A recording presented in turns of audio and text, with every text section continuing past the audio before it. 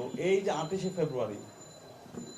ফেব্রুয়ারির যে লিগাসি, যে আজাদির যে লড়াই, আগ্রাসনের বিরুদ্ধে, আধিপত্যবাদের বিরুদ্ধে যে সংগ্রাম, যে লড়াই আমাদেরকে শিখিয়েছেন আমাদের নেতা আল্লামা দেলোয়ার হোসেন সাঈদ হুজুর, সেই লড়াইয়ের উপর ভিত্তি করে কিন্তু 24শে জুলাই বিপ্লব হয়েছে।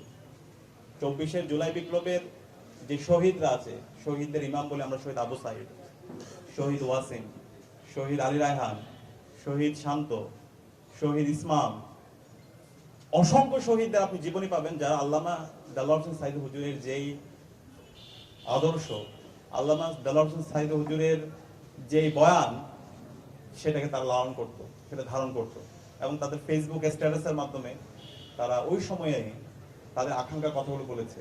আল্লামা দেলোয়ার হোসেন সাঈদ হুজুরকে যখন শহীদ করা হচ্ছিল, তখন শহীদ ইসমাম বলেছিল, আল্লাহ তুমি আমাকে এইভাবে শহীদ করো, এই বাংলায় যেন আমি আজাদি এনে দিতে পারি। তো সেই ইসমাম 2024-এর জুলাই বিপ্লবে তিনি শহীদ হয়েছেন। শহীদ আবু সাঈদের স্ট্যাটাস থেকে আমরা দেখতে পেয়েছি। তো এই যে জুলাই বিপ্লব, এই জুলাই বিপ্লব এটা একদিনও হয়নি, এটা দীর্ঘদিনের মানুষের লড়াই সংগ্রাম আছে, অসংখ্য মানুষের রক্ত, তাদের স্যাক্রিফাইসের মাধ্যমে আজকে জুলাই বিপ্লব পেয়েছি। এবং এই জুলাই বিপ্লবের অন্যতম যেটা হচ্ছে আমাদের পাটাতন তৈরি করে দিয়েছে, সেটা হচ্ছে 28শে ফেব্রুয়ারি। তো সে কারণে এই 28শে ফেব্রুয়ারি নিয়ে, 28শে ফেব্রুয়ারি গণহত্যা নিয়ে আমাদের অনেক বেশি পাবলিক পরিসরে আলাপ হওয়া দরকার, কথা বলা দরকার।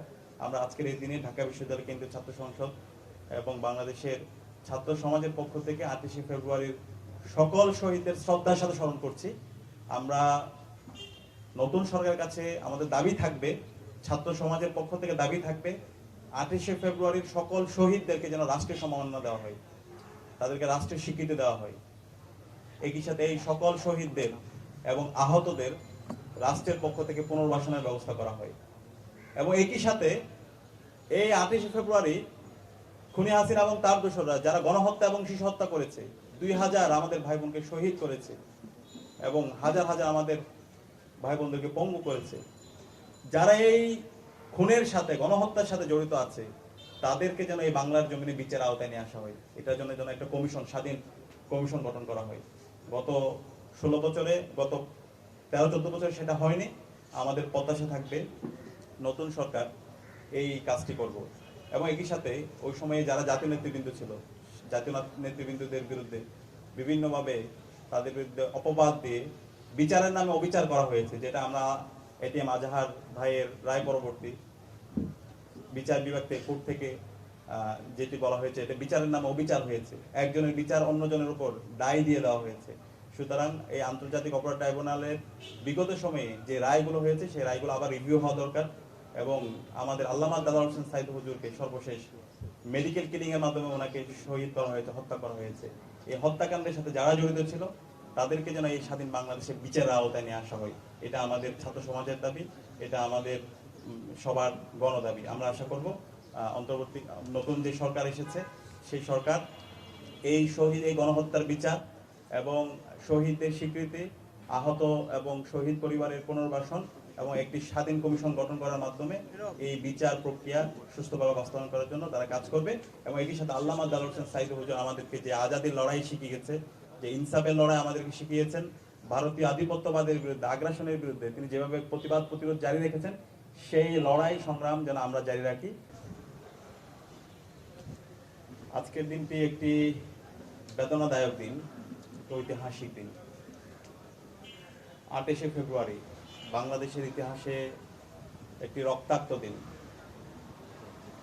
আমরা অনেকগুলো দিন নিয়ে, দিবস নিয়ে উদযাপন করি এবং সেগুলো উদযাপন করা দরকার, কিন্তু 28শে ফেব্রুয়ারি বাংলার জমিনে যেভাবে রক্ত ঝরেছে, যেই গণহত্যা হয়েছে, যেই শিশু হত্যা হয়েছে, সর্বস্তরের নাগরিকদেরকে যেভাবে হত্যা করা হয়েছে, সেটা নিয়ে যেভাবে আলোচনা করা দরকার ছিল পাবলিক পরিসরে, সেই আলোচনাগুলো হয়নি। 2013 সালের 28শে ফেব্রুয়ারি আল্লামা দেলোয়ার হোসেন সাঈদী হুজুরের রায় পরবর্তী সারা দেশের মুক্তিকামী ছাত্র জনতা রাজপথে নেমেছিল।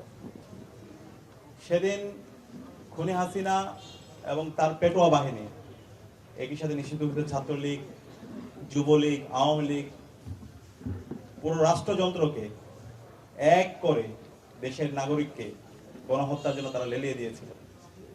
আমরা দেখতে পেয়েছি একদিনে প্রায় শতাধিক মানুষকে হত্যা করা হয়েছে। হাজার হাজার মানুষ পঙ্গু হয়েছে এবং এটা সপ্তাহব্যাপী এই গণহত্যা সংগঠিত হয়েছে।